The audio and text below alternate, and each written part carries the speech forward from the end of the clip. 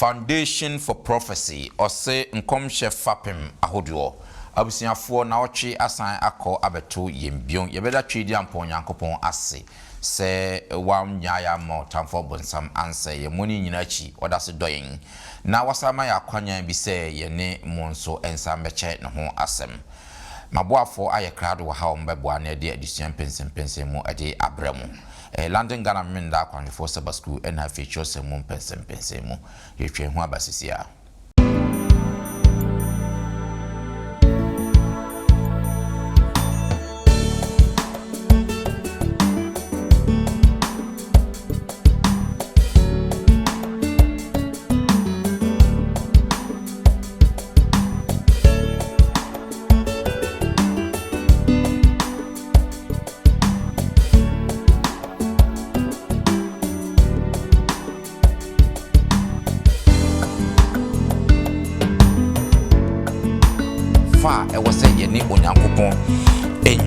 na afi aboa ya meyetimi at sacrifices odia no omkofa na say they will live forever say onipa and also at say ego and omani they were I can see ye crowd ni tie Holy Spirit now or you ready to talk to us and live with us sana addition train oh to be a nia ya na nyame bi akyeye no ye ya hu se obi ani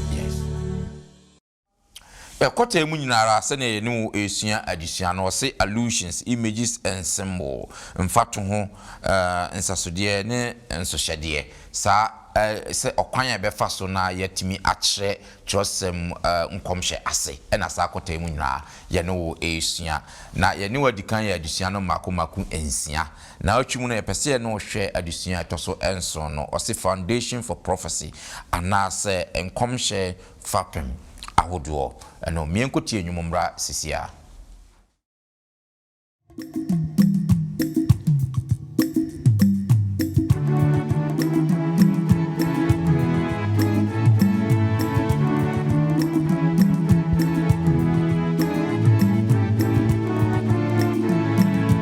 Minyonya mina mwamisuro otamfwe Minyonya mina muehu bienimo otamfwe Obra kwentu yimu Miwo butenti nyami Mimpre miho Nyami bedi ya mami daba Mabra boni masitre Mire o nyami Kedia mpona Mire miswoda Obra kwentu yimu Miwo butenti nyami Mimpre miho Nyami bedi ya mami daba Abra boni masijen Mire o nyami Kedia mpona nyami Vemi soda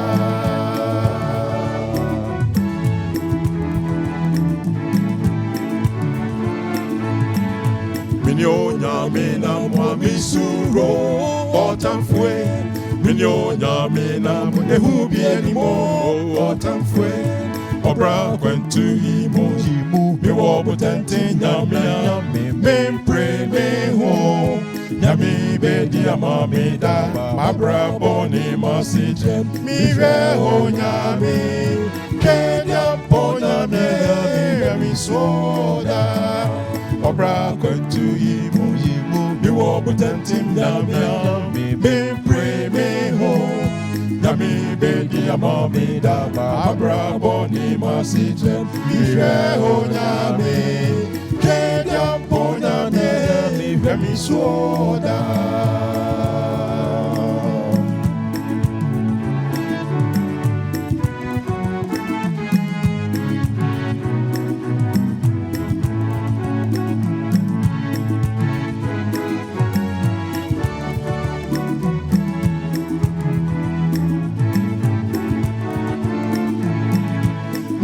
Nyami na mwami suro otamfwe Minyonya mina mwehu bienimo otamfwe Obra kwentu yimu Miwo butenti nyamia Mimpre miho Nyami bedi ya mamida Abra boni masitre Mire ho nyami Kediampo nyamie remi swoda Obra went to Yimo Me walk with antim nyamia Me pray me home Nyami bedi amamida Mabra boni masitra Ife o nyami Kediampo nyamie remi swoda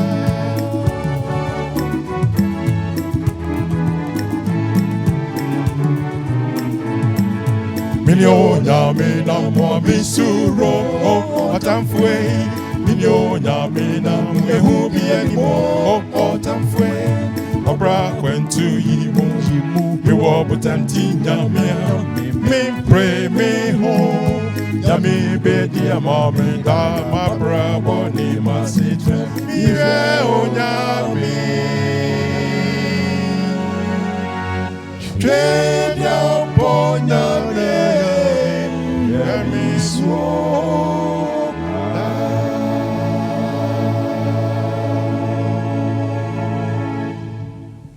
Yeda nyum tufo koyi ase enwuma a omode adi edisia nanimu ade amayende na mede asida page enso ma 3ABN Ghana TV na afi Hope TV Ghana sa adwuma koyi na ye sa adwuma yi a kwasam ne se omofade ko wiase afa na nyina weye ankrankra wafa TV adwuma de atom so na ne omo ya ne se ye ka onyankopon asema omo de omo nso befa no ma spread ya ko wiase afa na nyina wa enam se wondwumadie ne se ne esitientie ya na ehu sika asem no nso edin kakra Israel se wutie yin na se wo hwe na se wo mmoa bia betimi de abo sa adwuma ko menu ya obo se wo number eda yemfoni na nifa na fre obi beje so na kakra bia na watimi de abo sa adwuma ko na enam sa yesu bia na nyankopon akawo dachi ma memfa mani mfa nhwe fidie mu ase na meyi ma bigafo no mfa ncham na fi wi ya hwe edisian animu medium somfo Bismarck mensa ende yeho adom mesan ewo Foster Chum eka me ho wase Penny Foster ya makwaba da se se na sweton safro watimi aba na fe mi koma ni ma enua Samuel ababie nso ena eka ho no Penny zame ya makwaba wait me da se se na sweton safro watimi aba na fe lakins for diabo amanso ena eka ho na eda kins for ya makwaba good na fe mi ko eto no ha Openi Harry Timon so ena eto no beni Harry ya makwaba da mu nyina asese yeto ensa from matimi aba ene na yebeka tenye na mama same abompaye amaye da funum pamchomu miemu mpaye ene ja wosro ade nyina asutumfo yeda wase se odie ehia mu bio ebraso si ye ne yenuanum adofonum ne wiase nyina beche wasem ma ye huhumu ntiase na wonsem e ba ye hoinu yentimi mfa mobrese ne fata owadum nti amen. Good. And next in medical akano last week no na ye share understanding sacrifice okwanya befa so ne yate enkomhye ase in fact yatimi ate enkomhye ase pa ye ye hu se enkomhye ni bi wo ho na enso onyankopon ani but na sacrifices more sacrifices ni nyina na omoye no Old Testament no mu nyina na point to Yesu Christ na ultimately no ordinary moja eba be wu na fe waje yen enkwa ena edition toa last week die no so pepepe was a foundation for prophecy and as enkomhye fapem ahodo enka bosam no ye Isaiah chapter 6 verse 8 Isaiah chapter 6 verse 8 no say why ye krado kan enka bosam no emayen afi meti urade ne a ebisa se wa na mesoma no ahwan na obeko amayen meka se minie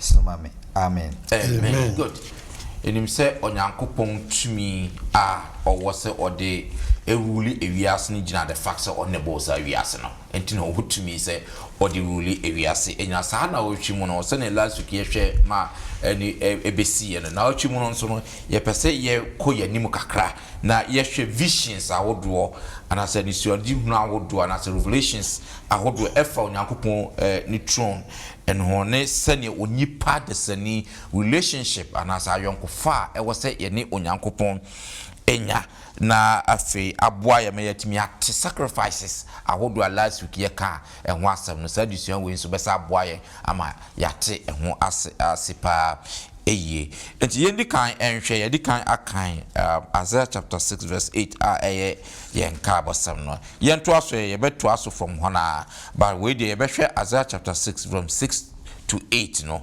or see here I am send me yenhwe nearby as a statement way about Isaiah chapter 6 verse 6 to 8 yenhwe asama ewo hono mo 6 to 8 say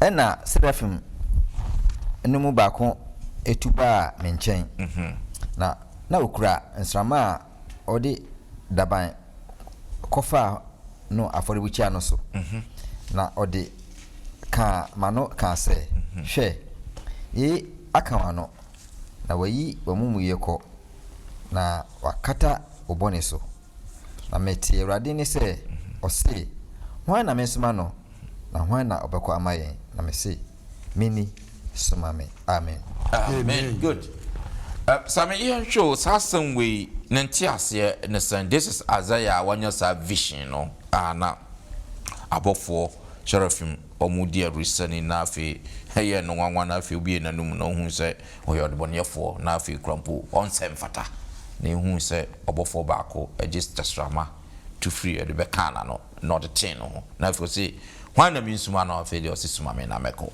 enti ase ben na ye nya no wahase Nya Bismarck medas ene atifo nso da wasesem de maso FM ye se yehwe adusuani mu a sade ye kan here I am send me abra de kra na Isaiah ekansa ti adusuani asase no ode toto nkrofukro bi anase asafo bi a omo ye omo adwen se omo renovate na se omo ya omo renovate omo aso dai o basement ade omo di kai ye ne se omo be so light na mo mu ahu niema eyi nti wo mo so light no na mo hu se na se niema akeka bo maye basa ewo ho nti light na eboa reveal omo fault biblibe a na ewo ho a na wo se wo mo aye hu adwuma na se wo the light na eba betutu adwuma aya na miami from my own experience etoro bi adwuma bi wo ho a wo beye na se wo so light na se wo the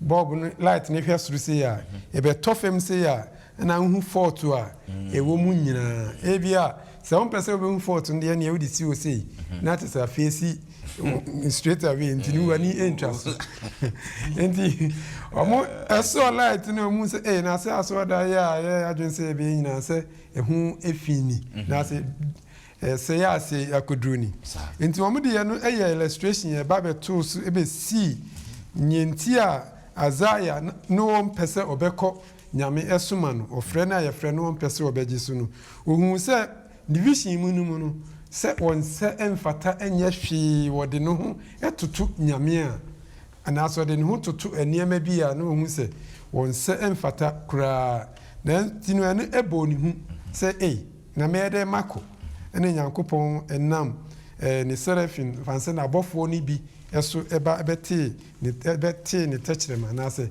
ebe knini no e ma ne ho beti ye na ho no onya akokoduro e de epa mu ka se yes anka me na me se me nkone de be se de Awurade me ni esuma me na meko na ye di badan wa me no mie no adofo no se etore bia se ye adwen se ye ni anka se betimi di ya ho odin ye nim die eni bibia e wo bia aye nyame adwuma ba force a wan hwe be kwa koduru ba bi ye bepim se ye kase ye de ye pe eboa obi ne se nyame ahoɔden nka ho a ye beduru ba bi nipa ne be ye bibi ama ye jai papa ye kra ye to aso ye no na enso ye de ho ko bata onyankopɔn se de Isaiah eti nyame asena akire no wode no ho bata no no a ohun se won se mfata hwe se nyame enka no ho a enti nyame be kan no no wote ase no wagitum se afede wa ye ready ba bia nyame pe bia onsuma no na ode etu ye fu se dem no mie no so ye benya suahunu ewom yo me da se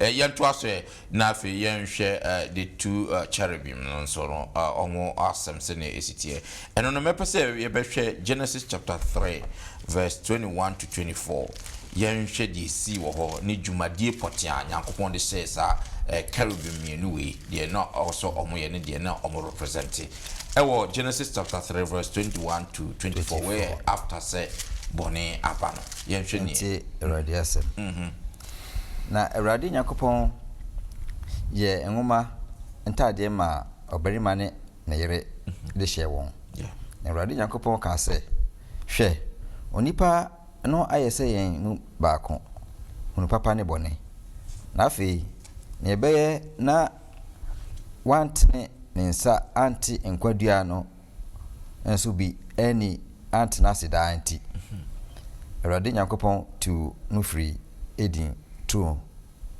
ɛwɔ sɛ ɔnkɔdɔ asase a ɔfaa no ɛfiri mu no na ɔpam no onipa no na ɔde cherubim ɛne ogyaframa afena a ɛdi ahim ɛbɛsi Eden tuo no anim ɛpoe fam sɛ ɔnwɛn ɔkwan a ɛde kɔ nkwadua no. Amen. Amen. Enti ahase no na cherubims no ɔmo purpose ɛyɛ den na deɛ na ɛwɔ sɛ yɛhunu wɔ ha. Okay, menase.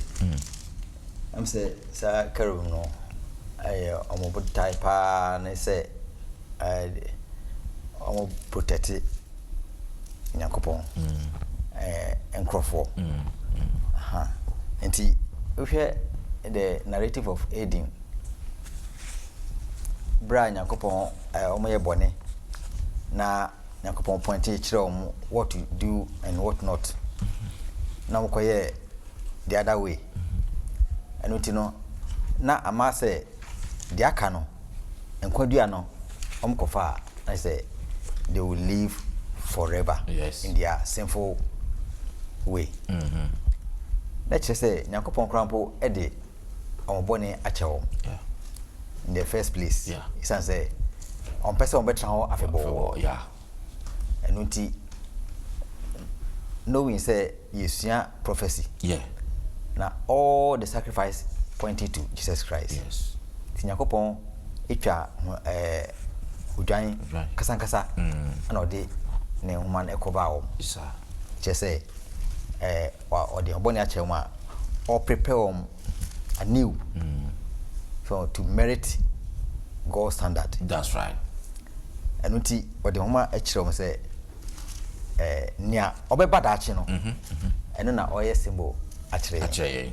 And wherever the cherubims are there is glory of God. That's right. And uti ana Nyankopɔn bɔ nkwa ho dua no ɛkyerɛ sɛ nyame ɛpɛ sɛ ɔgye yɛn. Yes sir. Nti ɔbɔ yɛn ho ban ɛfiri nkwa no sɛ de bɛyɛ a ɛbɛnya daakye ɛbɛnya. And nti no wohwɛ Exodus a ntomadan a ɔmo siiɛ no saa cherubim wohwɛ the ark na ɛwɔ the holy of holiest place na yɛhu saa the symbol of cherubim no ɛwɔ apam daka no so. That's right.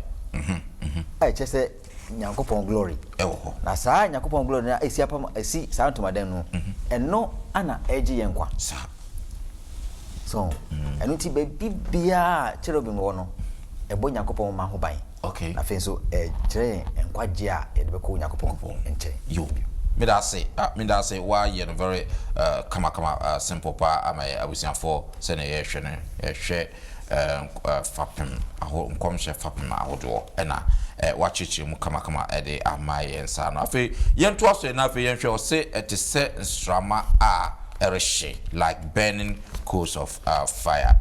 There is nyitosɛm bi wɔ Ezekiel chapter 1 mepɛsɛ ɔbɛkan Ezekiel chapter 1 verse 5, 6 and 7 na afei yɛhuri akan Revelation chapter 4 verse 7 and 8 nti hwɛ Ezekiel deɛ no first Ezekiel chapter 1 verse 5 chapter 1 verse 5 and 6 and 7 no. Okay. Na emu na abɔdeɛ ate asefoɔ baanan nsɛsoɔ bi firi pueyɛ na sɛ wɔn su tie nie wɔwɔ nipa suban wɔwɔ anim nan na wɔn mu biara wɔ ntaban nan verse 7 no na wɔn nan yɛ torodo na wɔn nan ase te sɛ nantwie ba 30 na ɛho hyerɛnse kɔbre mfrafra. Okay, Patrick, now you share Revelation chapter 4, 7 and 8, and so you share description 7 and 8. Okay. I see. Na otiasifo a odika no te se jata. Na otiasifo otoso mienu no te se nantwiba. Na otiasifo otoso miensa no wo enim te se onipa. Na otiasifo otoso nan no te se okode a otuo. Na otiasifo banan no mu bia wo ntabansia. Na aniwa ahye won ho ene won mu mama. Na won home awia ne anajo. Na won home awia ne anajo se kronkron ne Awurade Nyankopɔn ade nyinaa sotumfo a ɔtena ho na ɔwɔ ho na ɔrebɛba. Amen.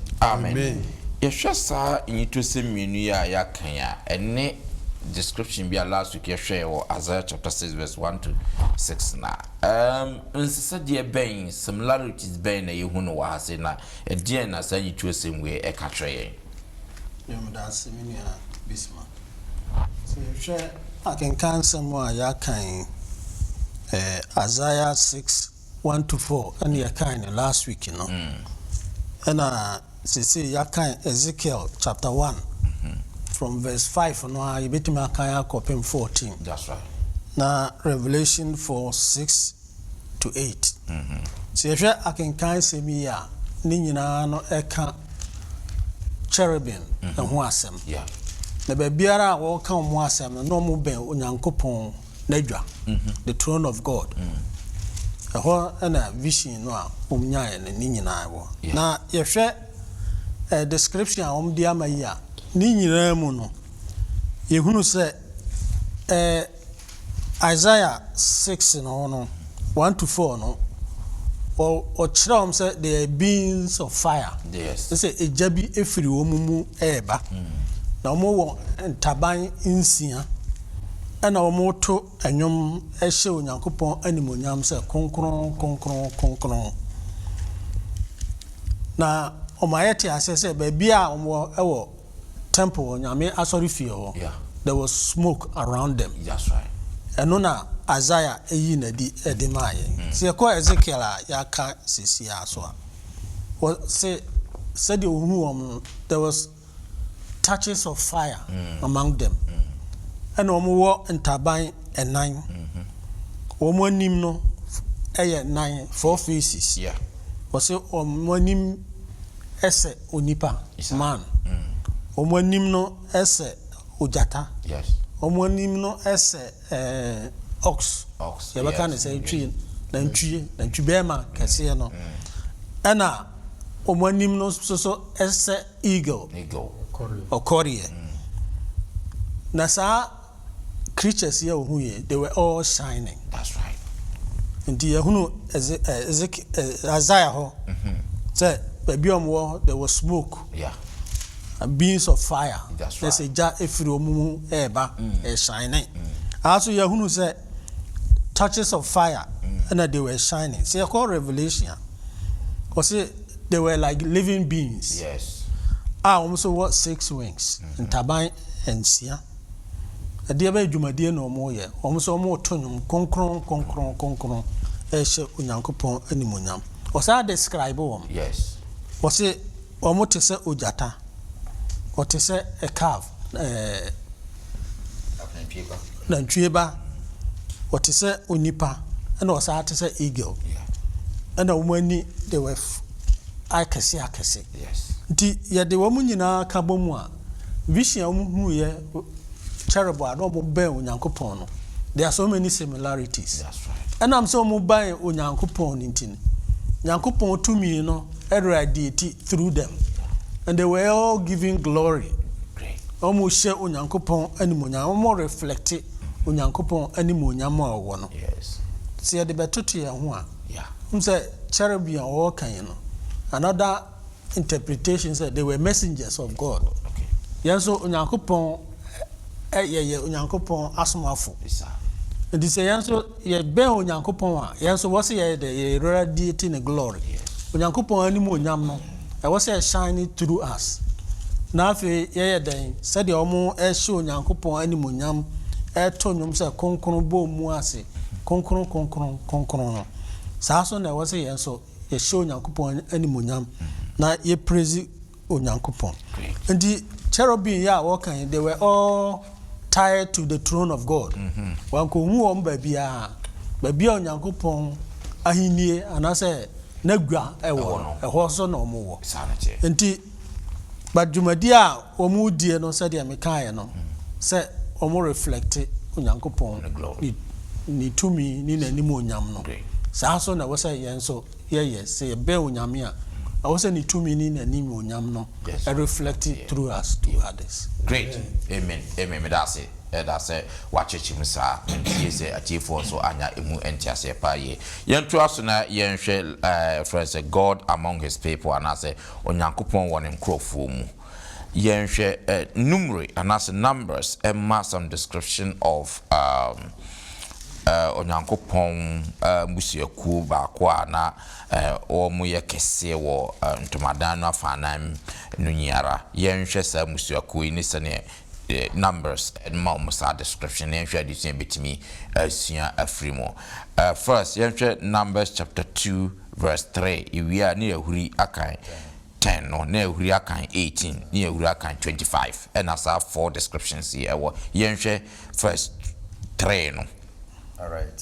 So, one watching Rabbi a PFM no, any dance Rabbi Franca no asi inipa senior one, a dom tier. Yudamano safo hene safo him penny Aminadab eba nasa 10 Rubin nsraban franka ase nipa ini anafo fem sene won dom ahodo etie Rubin emano safo him penny ene se sido eba Elizo 18 Ephraim nsraban franka ni atoye fem senia won edom ahodo notie Ephraim ma safu himpani ene Amihud ba Elisama 25 Dan nsraban franka ni atifi fem senia won dom ahodo no etie Dan ma no safu himpani ene Amisadai ba Ayeza. Yes. Amen. Amen. Good. Yan show Musiaku yi sene chosen no a describe no ene omo babia direction and babia Nyankopon de omo akọ yehu Judah ewo apoye fam, Reuben ewo anafo fam, Ephraim ewo atoye fam, ena Dan ewo atifi fam. That description we nti ase ben na yenya na de ne Yesu afiri mu. Nya besa that's it. Yeah. You sure said the addition God amongst his people are. Yeah. Time Israel for omoko the promised land. Yeah. Going to an woman.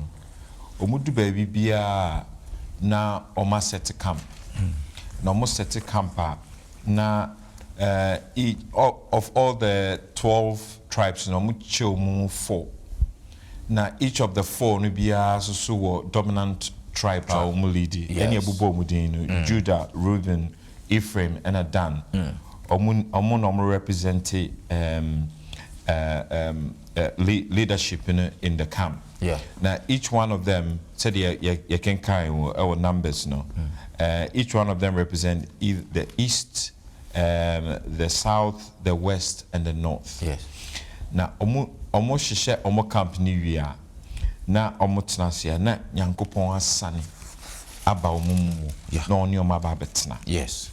Na ye hwe adisuana a lesson previously one yesian na ehun se cherubim no baby omu wo bia Nyankopon wo ho baby amu ye use omo to represent bia Nyankopon presence is near or is rightness to God. Na ye hwe Judah so omo flag and I say omo tu kwan omo signal omo they represent you omo Judah there lion the lion face of the cherubim. That's right. Yeah, share Reuben so also represented the man face of the cherubim. Yeah. Yeah, share Ephraim so the oxen, which is the Nenchubema, so the elder Chechemun, and as Dan also represented the eagle. Eagle. Into yeah, share omuni na kabumwa na nyankopon nyankopon ehunhum no eni omunewo. Oh. Yeah, they compare your life one. You say ya brabom na anase ya kwantu a ye de call heaven no baby anyame ya ready so oni ebe dine oni ebe tena every single time. That's right. Nti say ye crowd oni tie Holy Spirit na or you ready to talk to us and live with us. Sana addition train and fatu ho ba ko bi susu ewo mu ma ye hu say ye hwe New Jerusalem, ye hwe Revelation New Jerusalem set up as a slight comparison.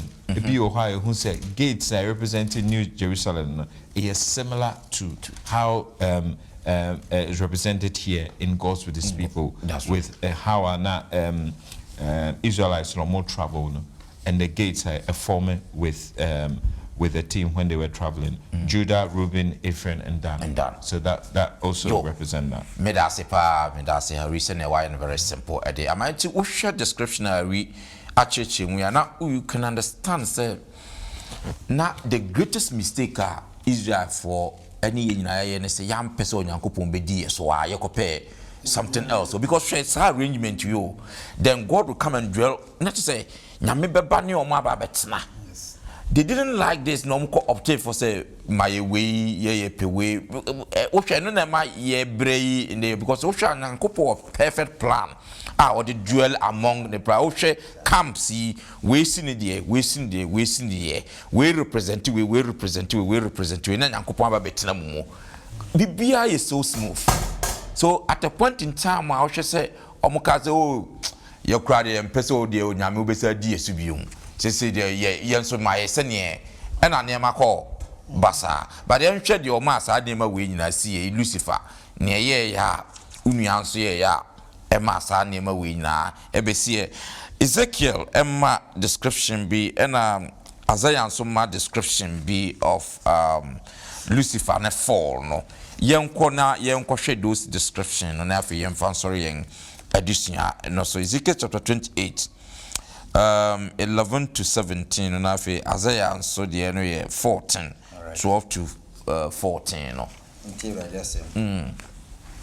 na Awurade Nyankopɔn asɛm ba me nkyɛn sɛ onipa ba twa tiro hene ho kwadwom na ka kyerɛ no sɛ Awurade Nyankopɔn sɛ ni wo de wo ne abɔde mu afɛfɛ mu nea ɔyɛ nyasa hyɛ wo ma wa ho afɛ di mu Nyankopɔn tiro edi mu na wotie ahoden abo nyinaa ɛyɛ wo nkata ho boja nambo akra tebo ene borebo sikabrebo apobebrebo ene ahwehwebo hoabo nsramabo ne ahamono ebo ene sika umpintin ne boma sum wanim eda obowo no na osiesie woni kerub a wasra no a okataso na mede wo misi ho Nyankopɔn bepo kronkron no so na wo oja abo entam